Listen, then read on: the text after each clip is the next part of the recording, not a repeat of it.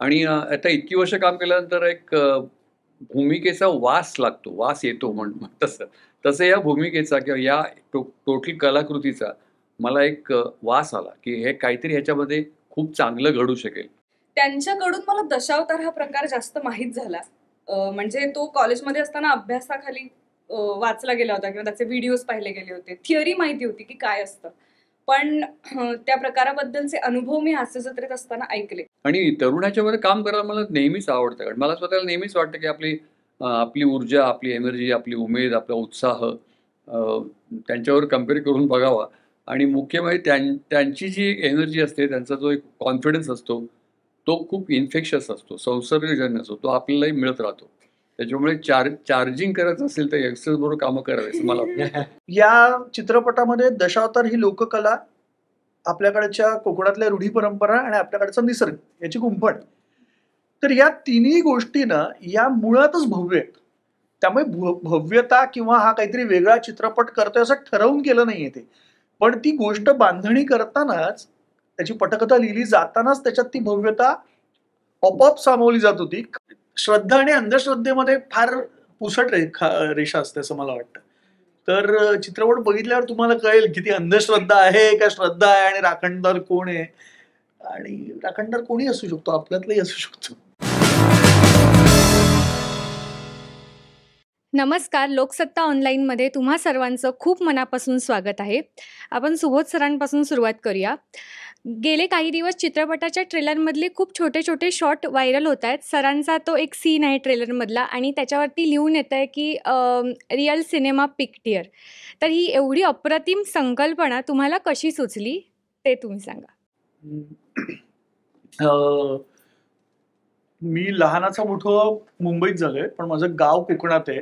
आणि लहानपणीपासून प्रत्येक सुट्टीमध्ये किंवा सणांच्या दिवशी वगैरे घरी आजोळी जाणं होतं. त्यामुळे लहानपणापासून कोकणाचा निसर्ग, तिकडचे वेगवेगळी लोकपरंपरा, रूढी हे लहानपणापासून बघत आलं. आणि त्यातला जो दशावतार ही जी लोककला आहे त्याचा खूप प्रभाव माझ्यावर आहे असं म्हणता येईल. कारण आमच्या अंगणामध्ये वगैरे हे दशावतार व्हायचे, गावच्या मंदिरात व्हायचे, तर ते सगळं नेहमी पाहिलं जायचं. आणि मग अशा कुठल्या कुठल्या रेफरन्सेस डोक्यात राहतात, आणि जेव्हा गोष्ट लिहिली जाते त्यावेळेला जेव्हा आपण खऱ्या आयुष्यात जे पाहिलेलं असतं तेच कुठे कुठे उतरतं. तर त्यातनं ही गोष्ट सुचली. आणि सर, तुम्हाला जेव्हा पहिल्यांदा ऑफर केली भूमिका तेव्हा तुमची प्रतिक्रिया काय होती? माझी कुठली नवीन ऑफर आली की माझी पहिली प्रतिक्रिया निगेटिव्ह असते. तर म्हणजे हे मला जमेल की नाही असं या अर्थी. हां, तर त्याच्यामुळे मी काही त्याच्यामध्ये नवेपणा, वेगळेपणा, त्याच्यामध्ये एक चॅलेंज, आव्हान हे आहे का हे बघतो फ्रँकली. म्हणजे प्रांजळपणे सांगायचं तर हे बघतो आधी. काही वेगळं करण्यासारखं वर्थ आहे का, म्हणजे एवढ्या आपला वेळ आणि एनर्जी आणि सगळं देण्यात. तर ते त्याचं पहिल्याच फटक्यातच त्याला मला असं वाटलं की काहीतरी याच्यात खूप शक्यता जाणवतात, खूप पॉसिबिलिटीज आहे, शक्यता आहेत, काही करून बघण्यासारखं आहे. आणि आता इतकी वर्ष काम केल्यानंतर एक भूमिकेचा वास लागतो, वास येतो तसं. तसं या भूमिकेचा किंवा या टोटल कलाकृतीचा मला एक वास आला, की हे काहीतरी ह्याच्यामध्ये खूप चांगलं घडू शकेल असं मला वाटलं. आणि कोकणात शूटिंग म्हटलं तर कोकण जरा माझा वीक पॉईंट आहे. कारण याच्या आधी पण मी 4-5 सिनेमे केलेत. त्यात 1-2 ह्याच्यात खास होतं. नारबाची वाडी अख्खं ह्यांनी लिहिलं होतं. याच्याच गावी शूटिंग झालं होतं. तर गमतीचा भाग याच्यात असा की नारबाचं जे घर होतं तेच आमच्या आर्ट डिपार्टमेंटच्या लोकांनी सगळं हे करून बाबुलीचं घर दाखवलं. ते नंतर मला अरे हे माझं कम्प्लीट बदललं अर्थात सगळ्याचं. पण ते one of the many locations असं, म्हणजे ते एकच हे नाहीये, खूप लोकेशन्स आहेत. आणि त्याच्यामुळे मला याला एक स्पेशल वेगळी थँक्स द्यायला पाहिजे या टीमला, की त्याने आम्हाला कोकणाचं फार वेगळं दर्शन घडवलं. कधीही न मी इतके सिनेमे करून मी कधी न पाहिलेलं कोकण पाहिले ह्याच्यात. कारण त्यांनी इतके रेकीमध्ये इतकी लोकेशन त्यांनी आधी बघून ठेवली होती, की असं इतकं वैभव आणि असं कोकणात आहे मला खरोखर माहीत नव्हतं. आणि आम्ही आता सगळेच, म्हणजे आम्ही काय, अभिनय काय, सिद्धार्थ काय आणि प्रियदर्शनी काय, आम्ही ज्या तिथे गेलो ना, आम्ही प्रॉपर कोकणातले असे नव्हतं आमच्यापैकी कोणीच. तर ते जंगल म्हणजे बाप रे, भीती वाटेल असं जंगल होतं. आणि आम्ही रात्री शूट केलं तिकडे सगळं. त्याच्यामुळे हे सगळं हा अनुभव नंतर आला. पण ह्या सगळ्याचा एक फील किंवा वास किंवा एक आपल्याला एक हे असतं ना, इंट्युशन असते की बाबा याच्यामध्ये काहीतरी वेगळं मिळू शकेल, घडू शकेल, मला करता येऊ शकेल, करून बघता येऊ शकेल. ते मला ह्यांनी पहिल्यांदाच सगळं ऐकवलं आराखडा. त्याच्यातच लक्षात आलं माझ्या. त्याच्या मी लगेच हो सांगितलं. मी करीन म्हणून. गुरु सर, माझा प्रश्न तुम्हाला आहे. चित्रपटाची गाणी पहिली, म्युझिक पहिली खूप छान आहे आणि त्यातली 2 गाणी तर खूपच सुंदर आहेत. त्यामुळे मातीतली गोष्ट आहे, मातीतली कथा आहे. तर अशा वेळी लिरिक्स लिहिताना किंवा म्युझिक तयार करताना कोणत्या गोष्टी समोर असतात किंवा मग ती प्रोसेस कशी असते? प्रोसेस म्हणजे गोष्ट आधी माहीतच असते आणि कुठल्याही सिनेमाचं काम करताना मी त्या कॅरेक्टरची भाषा लक्षात घेतो. त्यात मालवणी होतं आणि कोकणातील असल्यामुळे ते फार सोपं झालं, कारण माझा त्या मातीशी संबंध असल्यामुळे. पण परत प्रश्न असतो की सर्वसामान्यांपर्यंत ते गाणं सगळ्यांच्या ओठावर रुळलं पाहिजे, तर पूर्ण ती भाषा नाही घेता येत. मग त्यात काहीतरी मराठीच घेऊन त्यातले मोजके शब्द आणणं, तर ते यात ते खूप काय म्हणतात, मदत झाली, स्क्रिप्टची पण मदत झाली आणि तो क्लिअर होता सुबोध की आपल्याला काय पाहिजे. इथे गाणं नुसतंच लव्ह सॉन्ग नाही, ते का पाहिजे आहे, मग सिनेमात ते काय गोष्ट पुढे नेणार आहे का, त्यात काय काय येणार आहे, ते जेव्हा दिग्दर्शकाचं क्लिअर असतं तेव्हा लिहिताना फक्त चॅलेंज असं असतं की जेव्हा चालीवर लिहायचं असतं. मी आत्तापर्यंत 80% गाणी चालीवरच लिहिलेत, पण चालीवर एखाद्या प्रांतातल्या भाषेत लिहिताना मग ते शब्दांचे, कारण त्याचे आकारांत इकारांत सगळे ठरलेले असतात, त्यात हवे असणारे शब्द बसवणं, फिल इन द ब्लँक सारखं. आणि परत ऐकताना असं वाटलं पाहिजे की गाणे काव्य आधी लिहिलं आणि मग चाल लावली. तर ही खूप मोठी कसरत असते. तर यात ते चॅलेंज होतं, पण ते पार पडलं म्हणजे छान. खूप छान आहे. थँक्यू. त्यातलं एक खूप छान गाणं आज आज येतं, आज येतं येतं. संध्याकाळी. तुम्हाला खूप ते फार सिद्धार्थ, अभिनय आणि प्रियदर्शनी, तुमच्या या चित्रपटातील भूमिका आणि दिलीप सरांबरोबर काम करण्याचा तुमचा अनुभव, म्हणजे एखाद्या आपण दिग्गज अभिनेत्याबरोबर काम करताना तुम्हाला असं कोणतं दडपण जाणवलेलं का? माझा अनुभव खरं तर मी खूप दिलीप काकांचा फॅन आहे लहानपणापासून. मी खूप त्यांचं काम बघितलंय. त्यांना ऍक्च्युली घाबरण्यापासून त्यांना ऍडमायर करेपर्यंत माझी जर्नी राहिलेली आहे. तात्या विंचू तात्या विंचू पासून ते त्याच्या वडील हो, तात्या विंचू असो, नंतर पुढे चौकट राजा नंतर बघितला, सगळे सिनेमे त्यांचे नंतरचे ते बघून मी खूप जास्त ऍडमायर करायचो त्यांना, कारण इतकी सटलटीने, इतकं नुआन्स्ड वेनी कधी काम मी कोणाचं बघितलं नव्हतं. मी इनफॅक्ट एकदा गजेंद्र अय्यर सरांना विचारलं होतं, त्यांनी सरांनी काम केलं त्यांच्यासोबत, तर ते कशी असते दिलीप काकांची प्रोसेस काय असते, तर ते म्हणाले की एक दिवस ते त्यांची लाकूड तोड्याची भूमिका होती एका सिनेमामध्ये, आणि जेव्हा सिनेमाचं शूटिंग चालू झालं तेव्हा त्याला दिसलं की दिलीप काकांच्या हात असे रब झालेले आहेत कम्प्लिटली, कारण महिनाभर कदाचित ते प्रॅक्टिस करत होते त्या गोष्टीची. पण ते इतकं सबकॉन्शियसली रुटेड असतं त्यांच्या की ते तुम्हाला दाखवत नाहीत की प्रोसेस झालेली आहे माझी, पण त्यांची ती वेगळी एक अभ्यासू वृत्ती असल्यामुळे ते चालू असतं. सो खूप शिकण्यासारखं होतं त्यांच्याकडनं. पहिल्या दिवशी ऑब्व्हियसली खूप दडपण होतं, कारण पहिल्यांदा मी त्यांच्यासोबत काम करत होतो आणि अनेक वर्षानंतर प्रत्यक्षात भेटत होतो, तर ते एक दडपण होतं. पण दिलीप काका तुम्हाला खूप कम्फर्टेबल करून टाकतात. ते इतके म्हणजे असं 2 मिनिटं वाटतच नाही की तुम्ही काय म्हणतो ते एक म्हणतो ना की बाबा काम करायचंय आता, आपल्याला स्वतःला प्रूव्ह करायचंय. ते टेन्शन असतं, ती जी अँझायटी बिल्डअप झालेली असते त्या दिवसाची, ती सगळी ते एकदम कमी करून टाकतात. सो इट इज शिकायला पण खूप मिळतं आणि ते समोरून तुम्हाला खूप प्रोत्साहन देतात. तुमचा सीन चांगला हो, काय होते म्हणतात, छान करतोय, चांगलं करतोय. सो त्या प्रोत्साहनामुळे तुम्हाला अजून ताकद मिळते चांगल्या गोष्टी करायची. So that is I think is credit completely. मला आता आय थिंक 13-14 वर्ष झालीत इंडस्ट्रीत. तर मी खूप लकी आहे की मला अनेक दिग्गज कलाकारांबरोबर मला काम करता आले आणि दिलीप काकांसारखंच एक ओव्हरऑल मी जे ऑब्झर्व केलंय, जे खूप वर्ष या इंडस्ट्रीत काम करतात, ते स्वतःला फार सिरियसली घेत नाहीत, पण त्यांच्या कामाला ते खूप सिरियसली घेतात. आणि तसे संस्कार पण माझ्याकडे ते आले. मी खूप भाग्यवान आहे. म्हणजे अनेक लोक असतात ज्यांना पहिल्या इनिशियल सिनेमांमध्ये चांगली माणसं भेटत नाहीत आणि तिथे ना खूप रॉंग स्कूलिंग होऊन जातं. तर माझं तसं झालं नाही. म्हणजे ते अतुल असेल कुलकर्णी, सुनील शेट्टी असेल, आदिल असेल, भरतदादा असेल किंवा दिलीप काका असतील, तर ऑफकोर्स म्हणजे ते दडपण बरंचसं माझं ट्रेनिंग झालंय की ते सेटवर त्या दडपणाला काहीही जागा नाहीये. मग ऍक्शन आणि कटच्या मध्ये दिलीप काका पण नाहीयेत, प्रियदर्शिनी पण नाहीये, हा पण नाही आणि मी पण नाही, आम्ही कोणीच नाही. ते पॅकअप झाल्यानंतर मग रात्री जेवण वगैरे होऊन मग असं आपल्या लक्षात येते की अरे आपण काय कोणाबरोबर काम केलंय आज, म्हणजे ते नंतर येतं ते. पण खूपच अनरिअल एक्सपिरियन्स आहे. म्हणजे काल एक रील हे झालं आमच्या औशीचं गो या गाण्याचं, जिथे ते लहान माधव, माझ्या कॅरेक्टरचं नाव माधव आहे, तर लहान माधव आणि यंग बाहुली ह्यांचे काही असे मॉन्टाज शॉट्स आहेत आणि ते भरवतायत आणि ते कट टू दिलीप काका मला भरवतायत असा तो शॉट आहे. तर काल मी आणि प्रियदर्शिनी आम्ही जात होतो प्रमोशन नंतर आणि ते मला तेव्हा हिट झाले. म्हटलं हे हा काय शॉट आहे, दिलीप काका मला भरवतो शॉट आहे, ते कायम हे हे तर ह्या गोष्टी होतच असतात. पण आय थिंक ह्या सिनेमात एस्पेशली स्क्रिप्ट, सुबोध, ओशन झी, AV प्रफुल्लचंद्र आणि हे सगळे कलाकार, आम्ही जसं त्या राखणदारा पुढे सगळे असे असतात, तर ह्या स्क्रिप्ट पुढे आम्ही सगळे we were in service of the script. म्हणजे आता तर तिथे ना ते मॅजिकल घडतं काहीतरी, ते सांगता येत नाही त्याचं काय केमिस्ट्री आहे आणि काय नेमकं घडतं. आम्हाला नव्हतं माहिती की एवढं सगळं होईल आणि सिनेमा पीक हिअर वगैरे.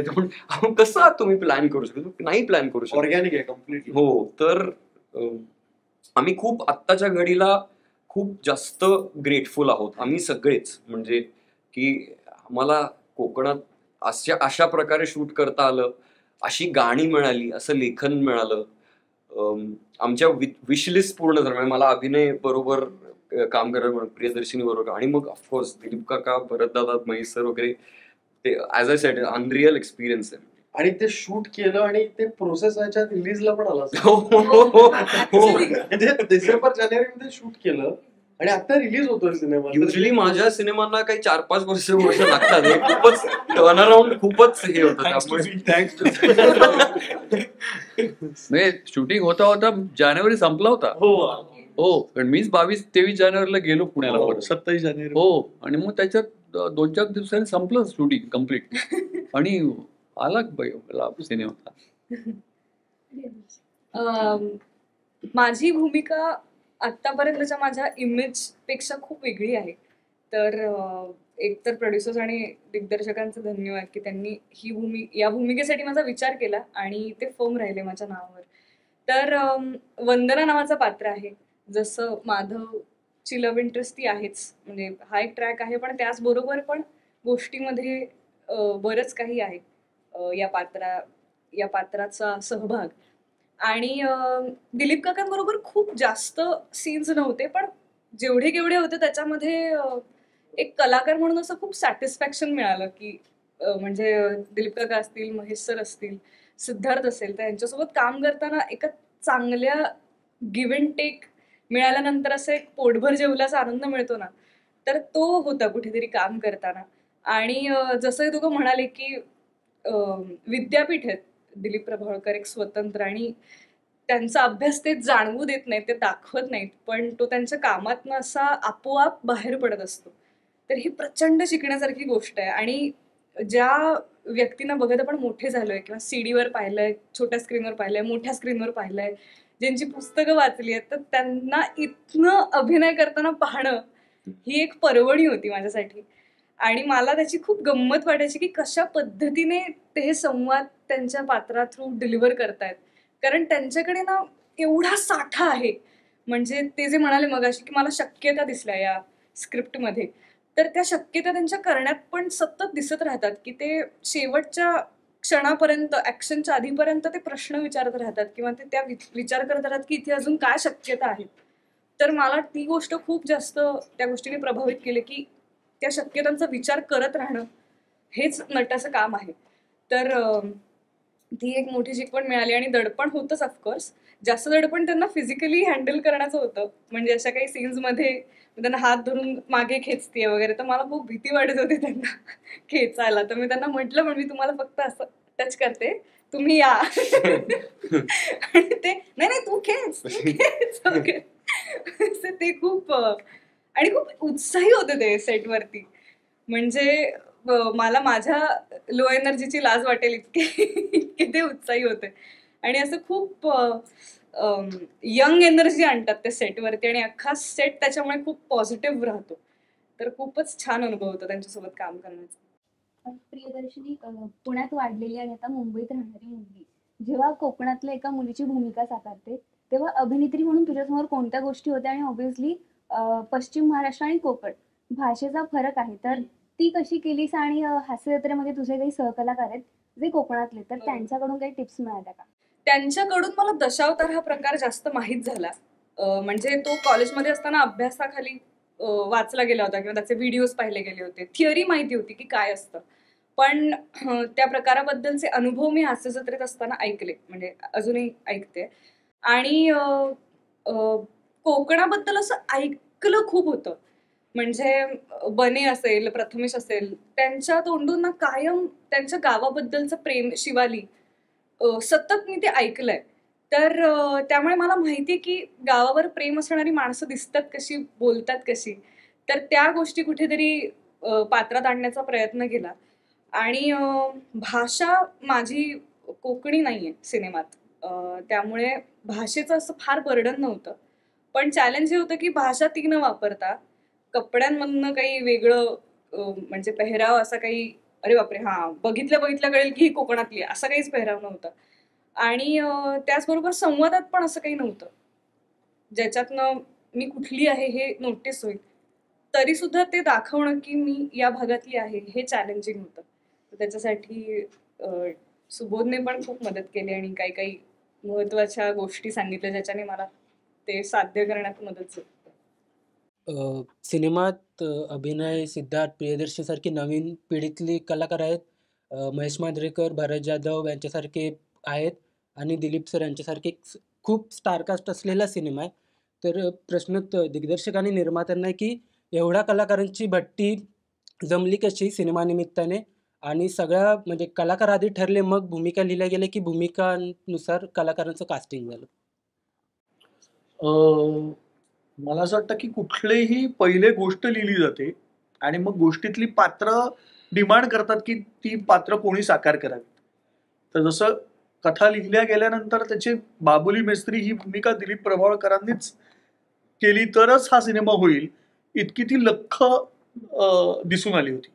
त्याच्यामुळे सुरुवात तिकडनंच पहिले झाली की सगळ्यात पहिले दिलीप काकांचं कास्टिंग झालं आणि मग त्याच्यानंतर सिनेमाची गरजच अशी होती की प्रत्येक पात्र हे इतकं युनिक आहे आणि त्याला इतके स्पेसिफिक डिटेल्स आणि फीचर्स आहेत की त्याच्यासाठी त्याच ताकदीची माणसं असणं, त्याच ताकदीचे कलाकार असणं गरजेचं होतं.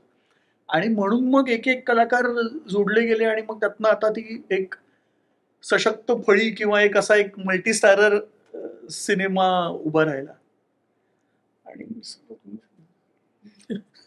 निर्माते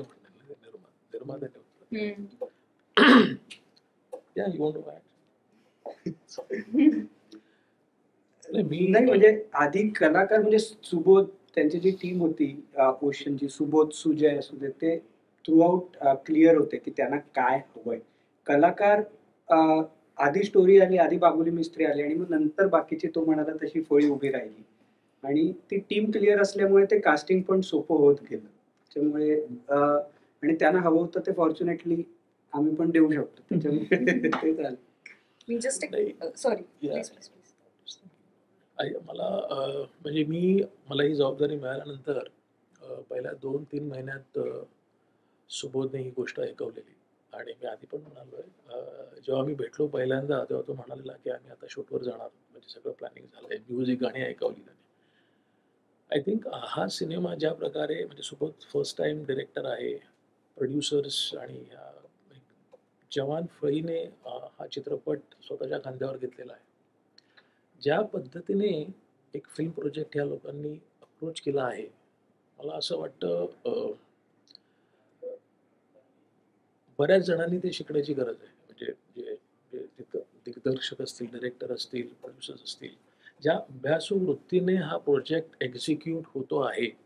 मला वाटतं 60 दिवसांचं प्रोडक्ट 60 डेज शूट होतं आणि माझी टीम जेव्हा गेली कोकणात शूट बघायला तेव्हा त्यांनी चांगला फीडबॅक मला दिला की खूप प्रोफेशनली शूट करत आहेत.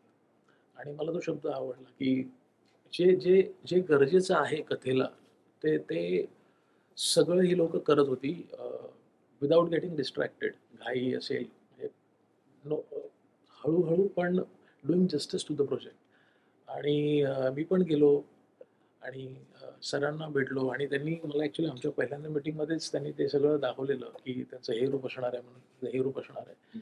हे तुम्ही सगळं करून झालंय तुमचं, म्हणजे तुम्ही शिवून झालंय असं सगळं होतं. तेव्हा ॲब्सोल्युटली वंडरफुली प्रिपेअर्ड.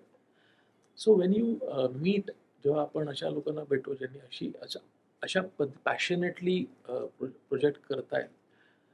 झी स्टुडिओला मला वाटतं आम्हाला ऑप्शनच नव्हतं की we had to be a part of this. आणि मला असं वाटतं हा चित्रपट जो आहे एक मैलाचा दगड ठरणार आहे. आणि मी असं म्हणेन की मी खूप लकी आहे की आता थांबायचं नाही, शिवराज व्हायचं, आता दशावतार सुबोध बरोबर आम्हाला करायला मिळत आहे. आणि होपफुली म्हणजे तुम्हाला कल्पना आहेच की गाणी असतील, मार्केटिंग असेल, चित्रपट पोचलेला आहे.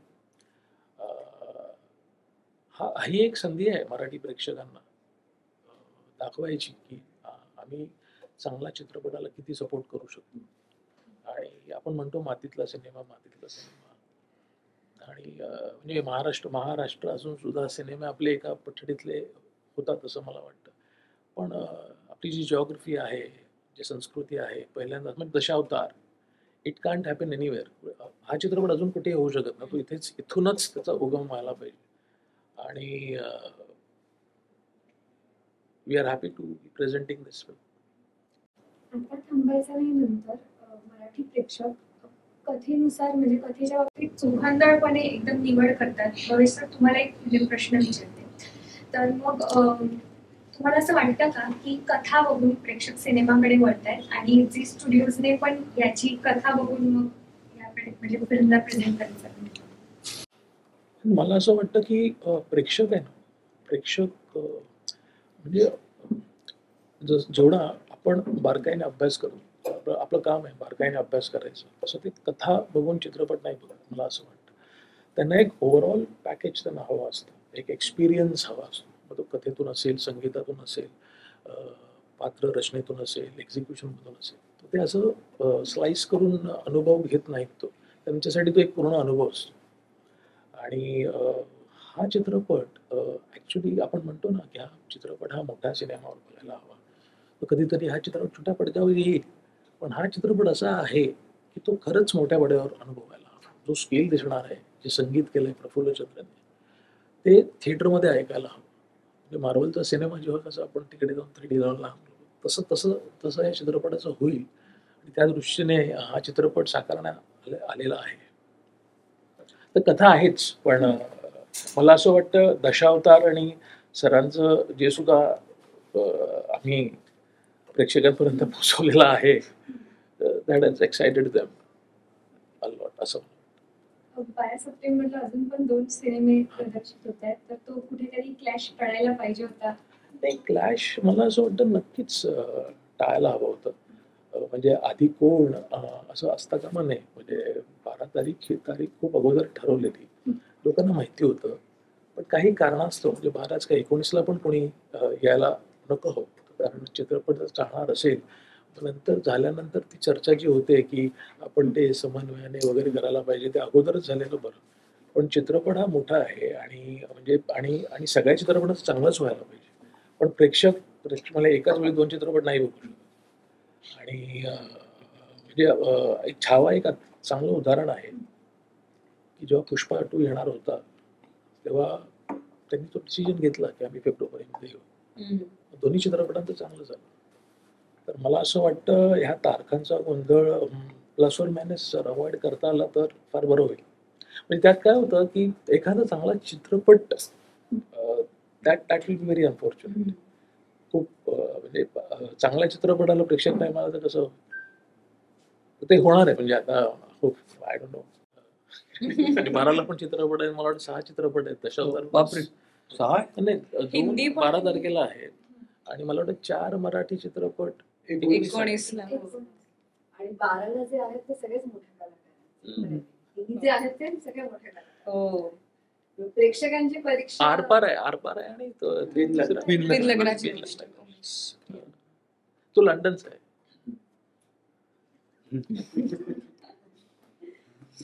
हा कोकणातला आहे. हो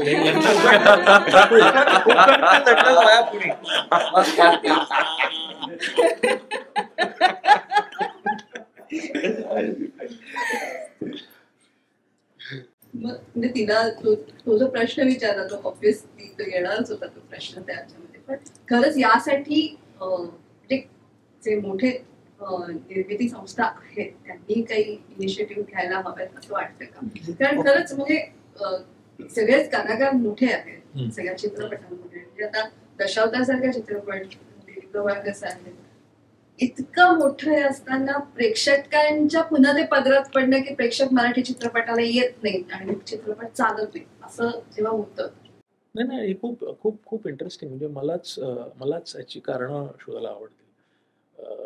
म्हणजे 12 सप्टेंबरची जी तारीख आहे मला वाटतं 4-5-6 महिने अगोदरच release झाली. आणि आता नंतर काही चित्रपट अनाऊन्स झाले 19ला पण म्हणजे 1-2 महिने अगोदर अनाऊन्स झाले. तर मला शंका आली की म्हणजे काय लॉजिक असेल. कारण आता दांबायजनाच्या वेळेस तो अनुभव आलेला की इम्पॅक्ट पडतो आणि 2 चित्रपट चांगले असेल तर इम्पॅक्ट पडतो. तर रेस घ्यायची नव्हती. आणि असं पण नाही की मराठी चित्रपटांचं म्हणजे ना प्रेक्षक धावतायत बघायला अशी पण आपली परिस्थिती नाही की नाही 4-4 काढू आणि लोक बघतीलच आपला चित्रपट. असं असलं असं तरी काही हरकत नव्हती. पण इकडे हिंदी सिनेमाला जर एक हाक मारावी लागत असेल मराठी 4-5 हाका माराव्या लागतात. त्याला 10 अवतार काढावे लागतात. आणि आम्ही आमच्या बाजूने समन्वयाचा प्रयत्न करून बघितला. म्हणजे सर म्हणतात 6 महिने अगोदर आमची तारीख नक्की झालेली होती. खूप आधी कम्युनिकेशन क्लॅश होऊ नये म्हणून मला आठवत आहे जेव्हा तारीख सांगितली मी पितृपक्षात काढू.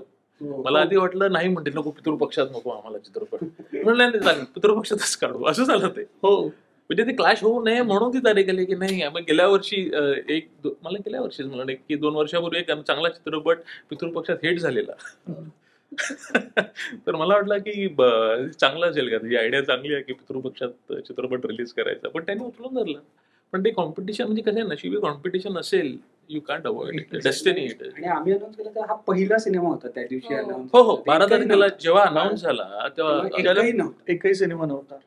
आणि प्रयत्न नाही झाले असं नाही प्रयत्न झाले पण प्रत्येकाला काहीतरी अडचणी असतील. मला एक्झॅक्टली प्रत्येकाला काहीतरी अडचणी असतील. कारण असतील की आपण आता काय ऑप्शन नाही आपण 12 तारखेला देऊ. 19 कोण स्वतःहून कॉम्पिटिशन कोणालाच नको असेल कदाचित.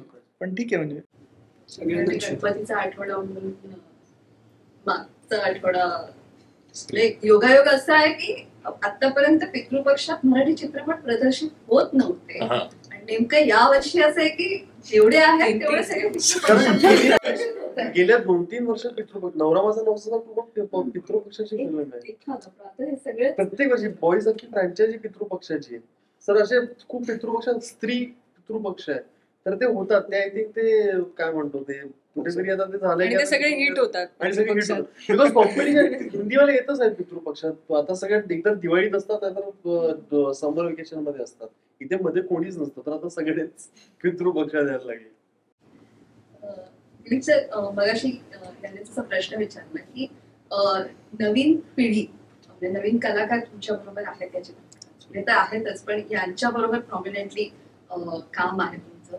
आणि मुळात अशा प्रकारची कथा आणि दिग्दर्शन म्हणजे मांडणी शैली एकूणच भविष्यात जसं म्हणाले की चित्रपटाकडे पाहण्याचा जो दृष्टिकोन बदललेला आहे ते कलाकार म्हणून तुम्हाला या सगळ्या प्रक्रियेकडे कसं वाटतं आणि हा चित्रपट कशा दृष्टीने बदल झालाय तो.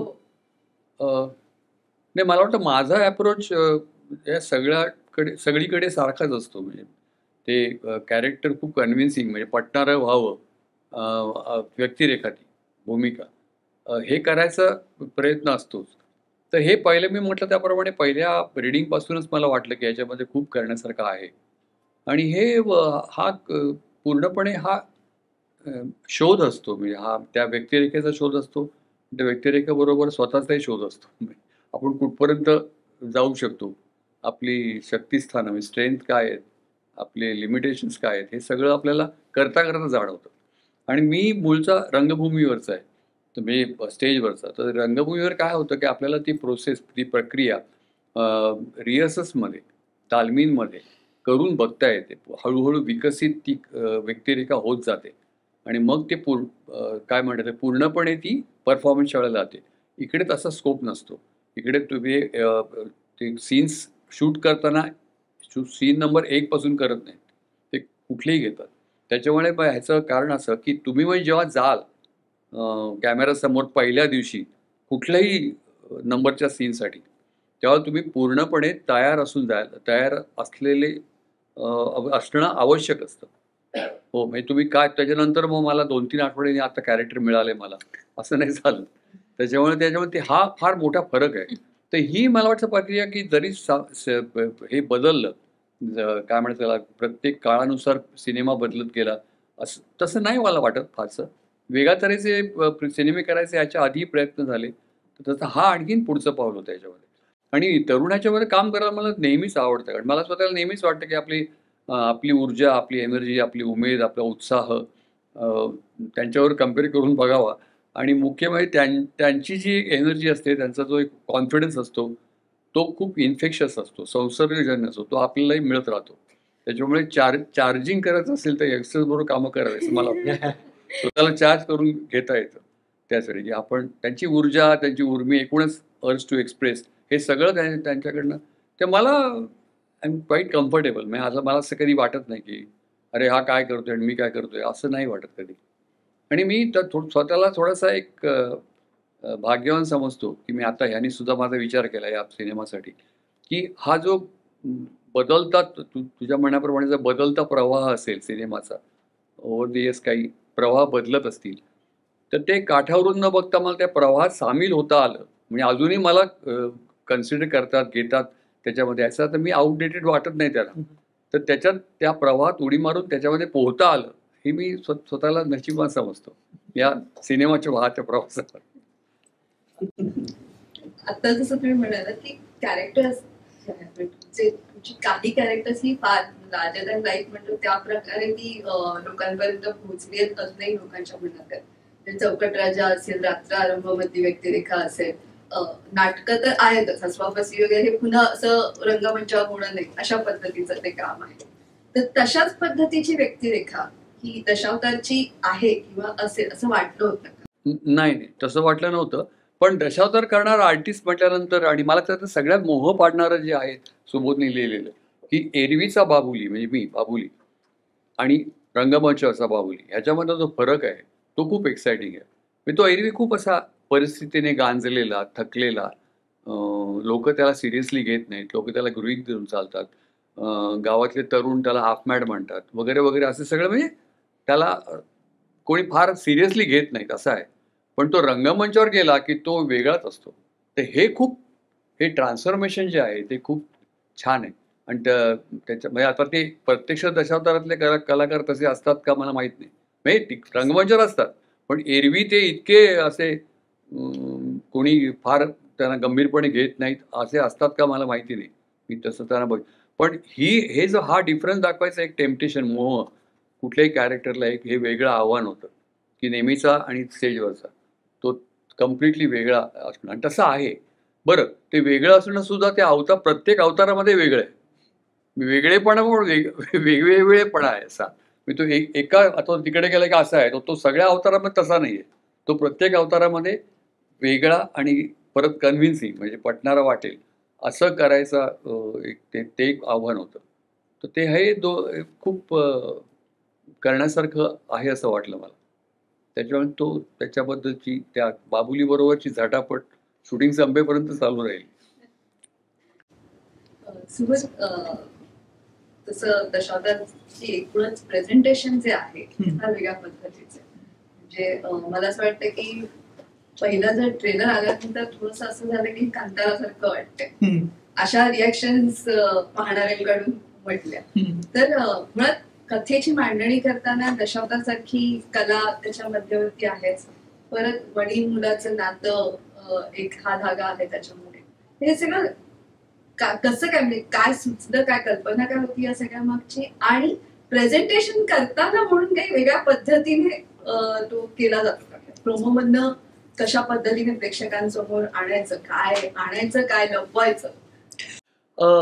दोन प्रश्न आहेत. मी पहिले कथेचं हे सांगतो. कथा जेव्हा लिहिली जाते ना, मला असं वाटतं की कथेची मांडणी किंवा कथेत काय असावं हे सगळं ना या चित्रपटाच्या बाबतीत मला असं वाटतं की फार ऑर्गॅनिकली झालं. म्हणजे या चित्रपटामध्ये दशावतार ही लोककला, आपल्याकडच्या कोकणातल्या रूढी परंपरा आणि आपल्याकडचा निसर्ग याची गुंफण. तर या तिन्ही गोष्टी ना या मुळातच भव्य आहेत.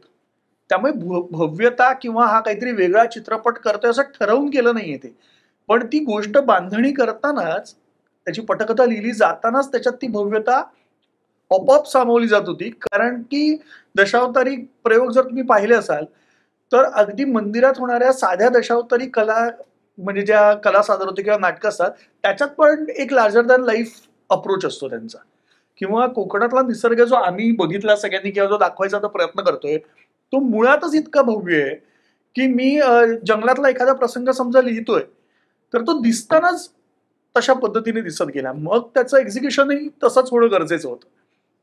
आणि आम्ही एक ठरवलं होतं की जी गोष्ट सुचली आहे ती गोष्ट पटकथेत जशी रूपांतरित झाली आहे, गुरुदादाने जसे संवाद लिहिले आहेत, त्याच पद्धतीने ती पडद्यावर येण्यासाठी जे जे करता येईल ते सगळं करायचं. म्हणजे बऱ्याच वेळेला आपल्याकडे काय असतं की लिमिटेड बजेटमध्ये किंवा काही ना काहीतरी अडचणींमधून सिनेमा बनवला जातो. म्हणजे आम्हाला अडचणी नव्हत्या असं बिलकुल नाही. प्रचंड अडचणी प्रत्येक प्रोसेसमध्ये असतात.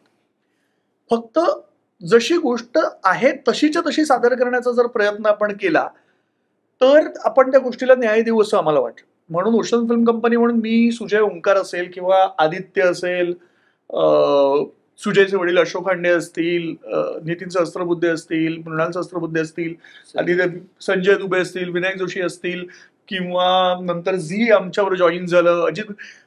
तर एवढे सगळे हात ज्या वेळेला आले ना, म्हणजे ऍक्च्युली दशावतार साकारण्यासाठी हे 10 हात एकत्र आले ना, त्यामुळे हा स्केल गाठता आला.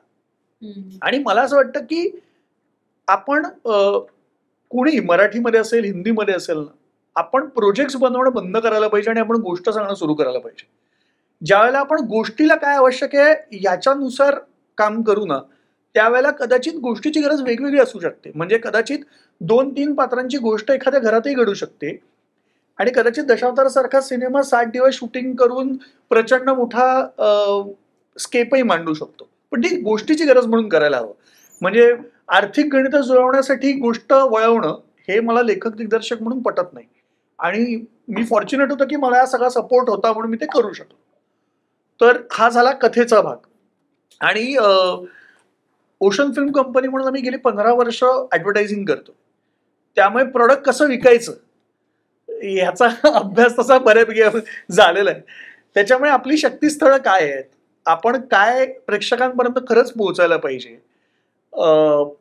कुठली गोष्ट ही प्रेक्षकांना कदाचित कुतूहल जागृत करू शकतं प्रेक्षकांच्या मनात, ह्या सगळ्याच्या बद्दल आम्हाला तसा अंदाज होता किंवा त्याचाही तयारी आम्ही गोष्ट लिहिण्याच्या प्रोसेसपासूनच केली होती की आपल्याला काय कधी दाखवायचंय. म्हणजे सर असं म्हणाले तसं आम्ही गेली 3 वर्ष 4 वर्ष याच्यावर मेहनत घेतोय. त्यामुळे आम्हाला माहिती होतं प्रत्येक टप्प्याला काय करायचंय. आता ते प्रेक्षकांना आवडेल न आवडेल, तो टीझर वर्क होईल नाही होईल, हे सगळं शेवटी प्रेक्षकांच्या हातात असतं. आमच्या हातात आहे की आम्हाला कन्व्हिक्शनने आणि अत्यंत प्रामाणिकपणे गोष्ट वेगवेगळ्या माध्यमातून सांगायचा प्रयत्न करायचा. त्यामुळे आम्ही टीझर ट्रेलर्स तसे बनवले. आणि दुसरं मला असं वाटतं की आपल्याकडे एक मध्ये एक पद्धत आली की 2.5 मिनिटात अख्खी गोष्ट सांगतात. जर मी 2.5 मिनिटात लोकांना अख्खी गोष्ट सांगितली तर लोकांना काय थिएटरला बघण्यासाठी कुतूहल उरेल. मग प्रेक्षक पण कंटाळतात, त्यांना वाटतं की 2.5 मिनिटात मला सगळंच समजलंय.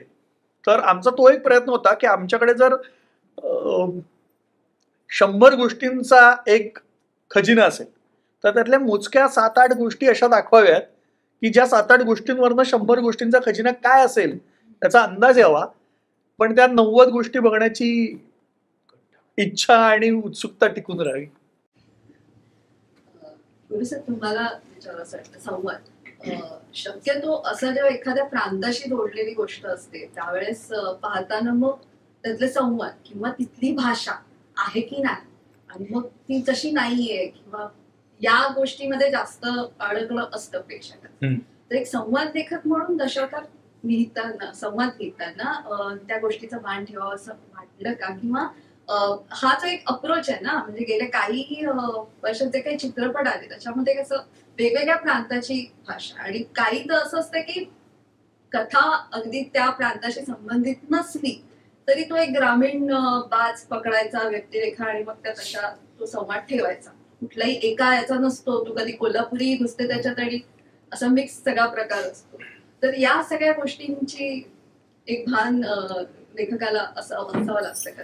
असावं लागतं आणि मला वाटतं गीतकार असल्यामुळे मला त्याचा खूप जास्त अभ्यास, कारण ग्रामीण म्हटल्यावर आपल्या जे जुन्या सिनेमात एकच कोल्हापूरकडची अशी एक भाषा होती, पण मग नागपूर असो, विदर्भ, मराठवाडा कुठेही असो, ते ग्रामीण म्हटल्यावर ते एक नटरंग करताना मला तो अनुभव आला, कारण तेव्हाही कोल्हापूर सांगलीकडची आणि ती सुद्धा 70 सालातली भाषा होती. तर त्यातले बारकावे फक्त याच्यात प्लस पॉईंट असा होता की ही कोकणातली गोष्ट असली तरी आजची होती. तर आज मी कोकणातलंच आहे, कुडाळकडचं, तर मला असं माहिती आहे की प्युअर मालवणी बोलण्यापेक्षा लोक मराठी बोलतात आणि त्यातून ते पकडले जातात की ते मालवणी आहेत, अशी भाषा असते. मग ते मराठीच बोलण्याचा प्रयत्न करतात, पण त्यांचे काही शब्द मालवणी येतात. तर तो पॅटर्न ठेवण्याचा मी इथे प्रयत्न केला की हे लोक मराठीत बोलतायत पण मालवणी बोलतात. वडील मुलाशी बोलताना मालवणीतच बोलणार किंवा मुलगा वडिलांशी, पण बाहेर तो मैत्रिणीबरोबर शुद्ध मराठीत बोलतो. आजही कोकणात आम्ही गेलो तर मी मालवणीत बोलतो, तिथले लोक, पण ते नाही बोलत. त्यांना दाखवायचं की मी किती शुद्ध बोलतोय. तो जो प्रयत्न आहे ना, तो मी संवादात ठेवण्याचा प्रयत्न केला. त्यामुळे ते सोपं आणि आजचं होईल असं मला वाटतं. आणि गाण्यांच्या संदर्भातला अनुभव काय? मराठी चित्रपटात आता परत मध्ये एक असा गॅप आलाय की ती जी सहज रुळणारी असतात किंवा पटकन पॉप्युलर होतात तशी गाणी परत थोडीशी श्रवणीय, ज्याला आपण म्हणतो मेलोडियस, ती थोडीशी मध्ये परत कमी झाली असं. नाही, गाण्याच्या बाबतीत ना सतत एक गोष्ट सांगितली जाते की आजच्या युथला हे कळणार नाही, असं करून ना बऱ्याचदा इंग्लिश शब्द वापरा. पण मुळात काय होतं की संगीतकार कॉन्व्हेंटमध्ये शिकून आलेत, त्यांना मराठी कळत नसते बऱ्याच वेळा. तर ते मग असं म्हणतात, ते फोर्स करतात की अरे हे बहुत हेवी हो रहा है वगैरे. मराठी संगीतकार जेव्हा तुम्हाला हिंदीत सांगत असतो की तेव्हा समजायचं की पण आता बहरला मधुमास असेल किंवा नटरंगाच्या वेळी आम्हाला असंख्य लोकांनी सांगितलं की आता काळ कुठे गेलाय, तुम्ही तमाशा वगैरे दाखवताय, कोण येणार बघायला वगैरे, इतपत सांगितलं होतं. तर हे सगळे शाहीर असो, ज्या ज्या सिनेमामध्ये मी ओरिजिनल जी जुने शब्द वापरलेत तेच शब्द क्लिक झालेत असं मला वाटतं. कारण युथला हवंय, तरुणांना हवंय वेगळं काहीतरी. तर तो मी प्रत्येक वेळी मी ते एक शब्द वापरायचा प्रयत्न. आता हे पण देवा काळजी असेल गाणं, तो किंवा गजाल करी काय आम्ही वापरलं, तर मला असं वाटतं की त्या प्रांतातलं दाखवण्यासाठी 4 शब्द जरी तुम्ही वापरलात ना, आता देवा काळजी हे गाणं लोक मालवणी गाणं म्हणून गातात, पण नीट बघितलं तर पहिल्या 3 ओळी सोडून अख्खं गाणं मराठी आहे. तर तो प्रयत्न तुम्ही जो हुक लाईन मध्ये करता ना, त्यानंतर तुम्हाला गरज नाही त्याच भाषेत जायची. तर तुम्हाला काय वापरायचं एवढं कळलं. यातही मी ते औशीचं घो किंवा मोजके शब्द जे कोकणातलं गाणं वाटावं ते केलेत. बाकी गाणी मराठीच आहेत तशी. आणि तो नेहमी म्हणतो ते आता की गीतकार आणि संवाद लेखक म्हणून खरं तर किंवा लेखक म्हणून आमची जबाबदारी आहे की चांगले शब्द लोकांपर्यंत पोहोचवावेत आणि ते टिकून धरावेत. म्हणजे मराठी भाषा संपते म्हणून आपण जे काही सगळं म्हणतो तर त्याचं बऱ्याच वेळेला कारण कदाचित आमच्या हातात असतं, गीतकाराच्या हातात ते जास्त असतं. कारण तो सर्व स्तरापर्यंत, लहान मुलं पण आता आ आणते अमलाबरोबर छोटी छोटी मुलं म्हणून त्यांना अर्थही माहित नव्हता. पण तसे आपले जर शब्द, आता मला किती जणांनी त्याच्यातलं रान बिल्लोरी, तर मला अनेक इनबॉक्स मध्ये आलं की याचा अर्थ काय किंवा हे, आणि सगळे युथ होते मग तरुण, त्यांना मी एक्सप्लेन केलं की पहिलाच पाऊस पडून गेल्यावरती पानावर पाणी जमतं आणि ऊन पडल्यावर ते चकाकतं. तर रान बिल्लोरी म्हणजे आरशासारखं ते दिसतंय. तर त्यांनी सगळ्यांनी एक्सेप्ट केलं आणि मग ते बरं झालं, तुमच्यामुळे आम्हाला एक नवीन शब्द कळला. तर ते एक्सेप्ट करायला तयार आहेत. तुम्ही पोचवलं पाहिजे. तुम्ही उलटं करता की नाही ना त्यांना कळत नाही म्हणून हिंदी करा. आणि मग काय होतं, ते समीक्षेमध्ये लोक जोडतात की आता गीतकारच गाणी मारू लागलेत मराठी भाषेपासून दूर. तर मी स्वतःवर कुठेही तो ठसा येऊ देणार नाही. मला फक्त एक गुरु सरांच्या मुद्द्याला मला ऍड करायचं आहे. मी आणि दिलीप काका आम्ही अनेक सीन्स अनेक दिवस आम्ही एकत्र होतो. तर ऑब्व्हियसली ऑफलाईन चर्चा तर हे होतच होतं. तर ह्या मुद्द्याला अनुसरूनच मी बोलतोय. मी दिलीप काकाला एकदा विचारलं की दिलीप काका मला सांगा ना तुमच्या प्रोसेस विषयी जरा सांगा ना. आता एवढ्या क्लोज प्रॉक्सिमिटीमध्ये दिलीप सर बसले तर ते म्हणले काय नाही, त्या कॅरेक्टरच्या ट्रूथ पर्यंत पोचायला जे काय लागेल ते मी करतो. आणि मुद्दा हा आहे, ट्रूथ हा मुद्दा आहे. तुम्ही क्युरेट करून ट्रूथला हाईड करण्यापेक्षा मला वाटत नाही कुठलाही यंग ओल्ड मिडल एज भारतीय मराठी आपल्याला सगळ्यांनाच ट्रूथ हवं आहे. आणि सिनेमापेक्षा जास्त बेटर माध्यम हे काय असू शकतं. म्हणजे मला अजूनही आठवतं हौशीचं भोय स्क्रॅच ऐकल्यावर ते ऑलमोस्ट 7 मिनिटाचं गाणं होतं. मला वाटलं की स्क्रॅच आहे, मे बी ते 2.5-3 मिनिटाचं होईल, कारण हे पण एक चालू आहे की नाही 2:40 हे एक स्वीट स्पॉट आहे, त्याच्या पलीकडे हे नाही होत. पण ते 7 मिनिटाचं गाणं आहे आणि ते ऐकल्यानंतर ते वाटत नाही 7 मिनिटं. हे मॅजिक आहे ना. तर आपण जसं गुरु सर हे बोलले की ते वाक्य, ती भाषा काय ट्रूथकडे जाणार आहे आणि त्याला अनुसरून जर आपण काम करायला लागलो तर मग सुबोध जसं म्हणतोय तसं प्रोजेक्ट नाही होणार, ते ती गोष्ट होईल. आणि जेव्हा ती गोष्ट होते तेव्हा आपले चान्सेस वाढतात. आणि मग इतर ज्या गोष्टी आहेत, Bhavesh sir please correct me if I am wrong, इतर गोष्टी ते नाहीसे होऊन जातील. म्हणजे दिलीप काका किंवा या सगळी जी सिनियर मंडळी आहेत ते आपल्या बरोबर काय, ते का रेलेव्हंट आहेत, कारण ते खोटं वागत नाही. त्यांच्या कामातून ते खरं काय आहे कुठल्याही जॉनरमध्ये असू दे. तर मला खूप रेव्होल्युशनरी वाटतं की आमच्या सिनेमातली 2 गाणी हे 6:54 आणि 6 मिनिटं काहीतरी, आणि ते अजिबातच वाटत मला, मी असा रिबेलियस आहे त्या बाबतीत. म्हणजे कारण अनेक वेळेला काम करताना आपण काहीतरी एक होतकरू म्हणून, आर्टिस्ट म्हणून काहीतरी सजेस्ट केलं तर नाही रे, पण हे नाही होणार रे, म्हणजे ते शटडाऊन केल्यासारखं होतं. आणि त्या अर्थाने I have enjoyed this process, कारण मी असं इथेच सॅटिस्फॅक्शन मिळालं असं काहीतरी एक वाटतंय. बाकी पुढचं बघूया. मला असं वाटतं, just to add on to that thing, आपण हे फोक जे कार्यक्रम होतात आजकाल, fortunate to be part of, जे पाहिलं मी, हा जो निष्कर्ष निघालाय की आजकालच्या लोकांना, आजकालच्या जेनझी लोकांना ते जरा हलकं जाईल असं काहीतरी लिहूया. I think it's a misnomer. कारण जेवढं ट्रूथ म्हणतो, जेवढं ते ऑथेंटिक असेल, जेवढं ते ट्रूथफुल असेल, ते खूप डिस्टिंक्टली उभं राहतं आहे. आपण जे सुद्धा सिनेमे पण झालेले आहेत हिंदीत असतील, जे ऑथेंटिक आहेत, जे आपल्या आयडेंटिटीला धरून आहेत, ते मला असं वाटतं ते अप्रिशिएट होऊ लागले. एस्पेशली कारण आता mobile is digital first screen, तर एवढं डोक्याचं ते भोगं होतं आहे की काहीतरी रिअली रूटेड उभं राहत आहे, असं मला वाटतं. मला याचा ओमचा पण कुठला तरी शो आहे ना उर्दूमध्ये, तो करतो तो. हो, सुखद. I think Gen Z is completely open.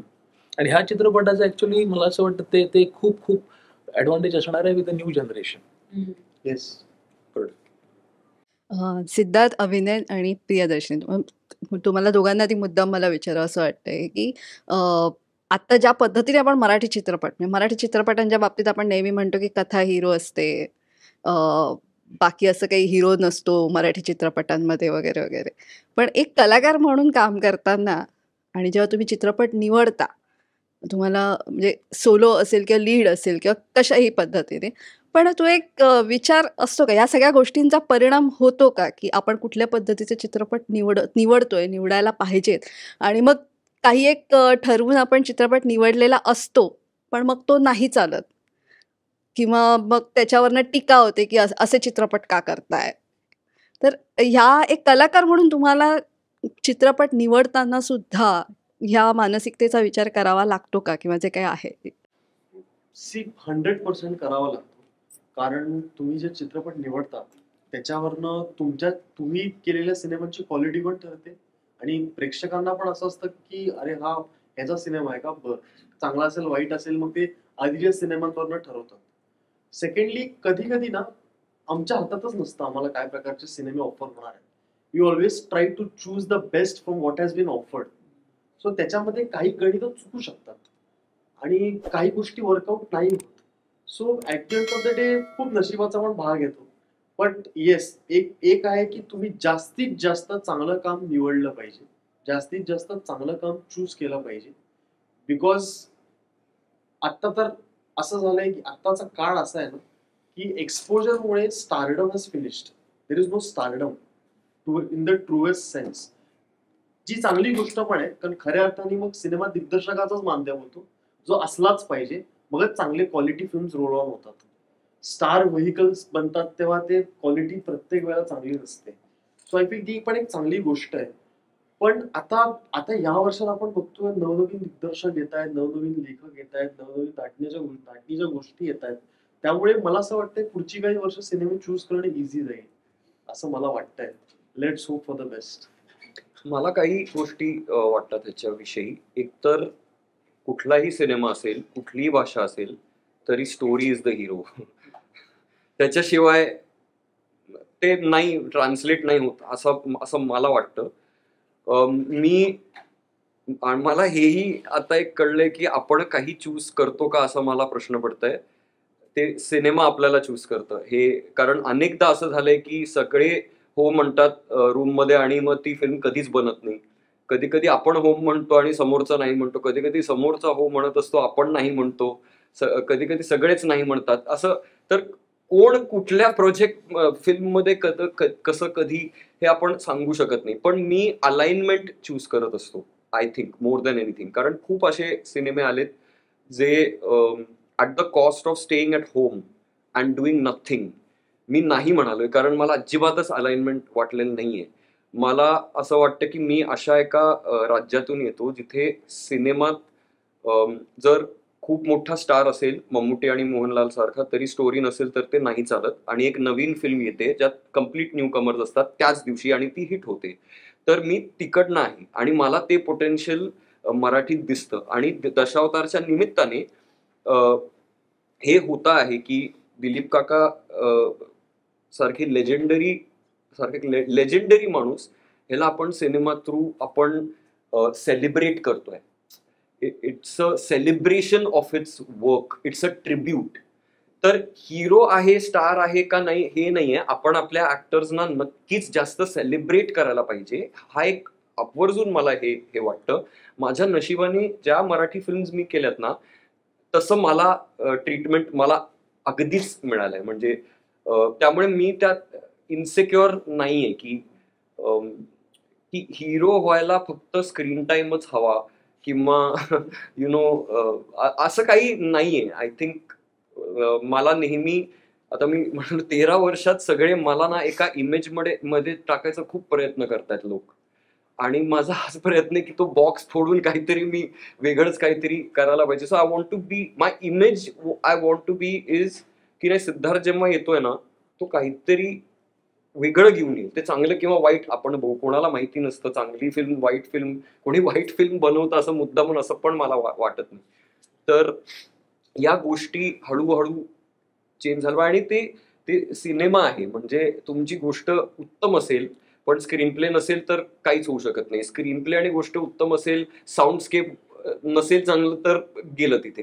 तर या सगळ्याच गोष्टी असतात. तर हिरो, हिरोईन, हिरो, सुपरस्टार हे या सगळ्या गोष्टी असल्या तरी ते एक इट टेक्स अ विलेज असं मला वाटतं.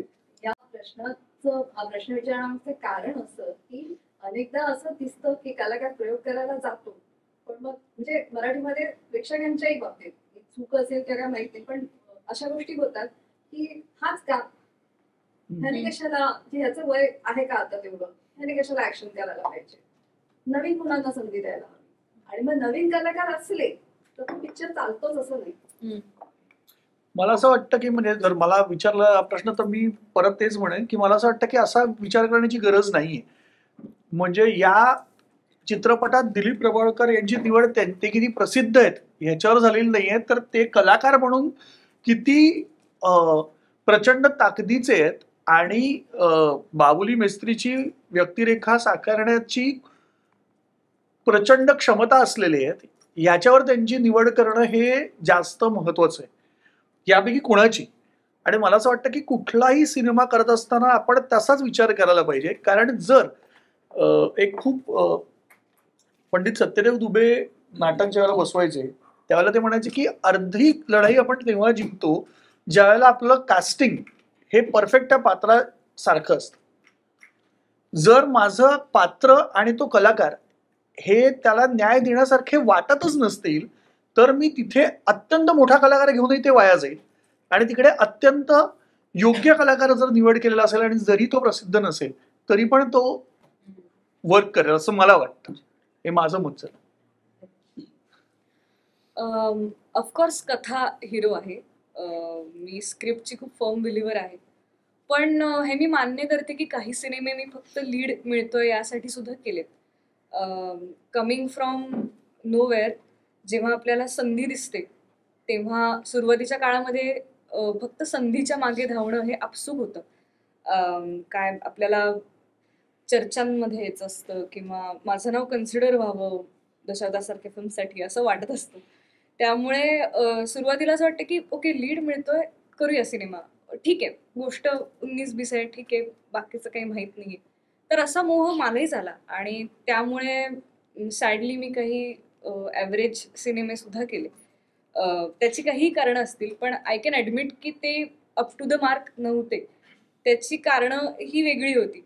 पण आणि सुरुवातीला असं होतं की बऱ्याच पद्धतीचे सल्ले मिळतात की नाही नाही तू चांगलं काम करणारी अभिनेत्री आहेस, तू चूझी राहा, नाही नाही सगळी कामं करायची, हे कलाकार बघ ते सगळ्या पद्धतीचे पिक्चर करतात, आपल्याला शेवटी घर चालवायचं आहे, ब्रेड बटर आहे आपलं, असे बरेच सल्ले मिळत. किंवा नाही नाही टेलिव्हिजन करतेस तर मग तू हे कर किंवा मग तू नाटक आणि हे कर वगैरे.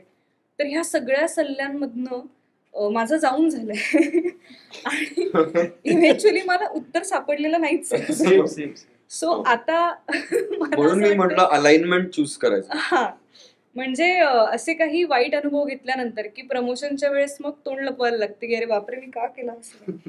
तर असं झाल्यानंतर तशा अनुभवानंतर असं वाटलं की जाऊ देत, पण आता मला ऍक्च्युली आवडल्याशिवाय कुठलीही कथा नको सिलेक्ट करायला. आणि मग काही वर्षांनंतर आता मी अशा परिस्थितीला आणि स्टेजला आले की आता मला खरंच चांगल्या कथांची भूक आहे आणि चांगल्या भूमिकांची भूक आहे. आणि थँकफुली आता तशा पद्धतीचे सिनेमे माझ्याकडे येत आहेत आणि मी ते चूज करण्याचं प्रिव्हिलेज सुद्धा माझ्याकडे आलंय.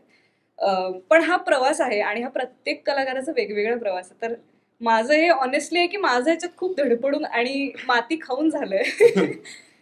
पण त्याचं प्रत्येक प्रोजेक्ट काहीतरी शिकवतो. तर प्रत्येक प्रोजेक्टमधनं मी कुठेतरी पोहोचत गेले आणि फायनली आज मी इथे या टेबलवरती या इंटरव्ह्यूमध्ये सामील आहे. त्यामुळे I am proud of what I have done before. But now I really look forward to good stories आणि गुड रूल्स. किती काही करा तरी ते शेवटी नशीब आहे आणि ते आहेच. कारण म्हणजे 27व्या वयात हे इथे पोहोचले ते खूप चांगली गोष्ट आहे. मी आता पोहोचलो 33व्या. 2019 मध्ये माझा कसा काळ होता जेव्हा मी 7-8 सिनेमाचा नाही म्हणत होतो पण मला कथा आवडली नाही आणि मग लॉकडाऊन लागलं. पण लॉकडाऊन नंतर मला जे मिळालं ते मी मला घरावर पडायचंय, मला काम करायचंय, पैसा बाजूला झाला, काम तर करायचंय, निदान दिसू तरी नाही मी लोकांचं. आता लोक म्हणतील की अरे गेला म्हणून सोडून दुसऱ्या लॉकडाऊन नंतर गेला निघून असं नको ना व्हायला. आणि नाटक मी टेलिव्हिजन करत नाही, त्यात रील्सही बनवत नाही, संपलंच. त्यात मी नाटकांसाठी ज्या ज्या लोकांना भेटलो ते लोक त्यावेळेला बोलले की अरे आता काय नाही नंतर बघू. त्यापैकी एक क्षितिज पटवर्धन पण होते, नंतर मग शेवटी त्यांनी बनवलं 2 वर्षानंतर. पण ते लिहायला पण 2-3 वर्ष लागेल माझ्या आजीबाईजवळ. सो तरी मग नाटक मिळाल्यानंतर मग मी चूजी होऊ शकलो कारण मला असं वाटलं की चला आता माझे प्रयोग पण आहेत, आता मला जे हवं आहे ते त्यांना मी प्रायोरिटी देऊन काम करू शकतो. मला सगळं काम घ्यायची गरज नाहीये. नाटकामुळे आपण ऑलरेडी लोकांपर्यंत पोहोचतोय, आपलं काम ऑलरेडी लोकांपर्यंत पोहोचतोय. सो आय थिंक मराठी इंडस्ट्रीला तो एक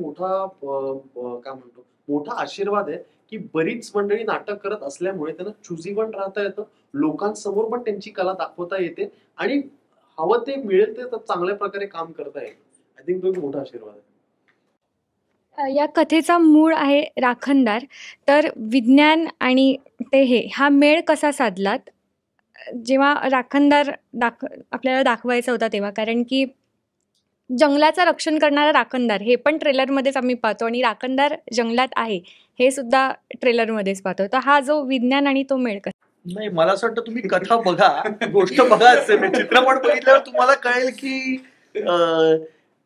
श्रद्धा आणि अंधश्रद्धेमध्ये फार पुसट रेषा असते असं मला वाटतं. तर चित्रपट बघितल्यावर तुम्हाला कळेल की ती अंधश्रद्धा आहे का श्रद्धा आहे, आणि राखणदार कोण आहे. आणि राखणदार कोणी असू शकतो, आपल्यातलाही असू शकतो. 12 सप्टेंबरला तुमचा सिनेमा येतोय. आमच्या संपूर्ण टीम कडून तुम्हाला दशावतारसाठी खूप साऱ्या शुभेच्छा. आणि Thank you. तुम्ही लोक वेळात वेळ काढून आमच्याकडे आलात त्यासाठी खूप खूप थँक्यू. Thank you. चांगले प्रश्न विचारले. प्रश्न पण छान विचारला. हो, मस्त मज्जा आली.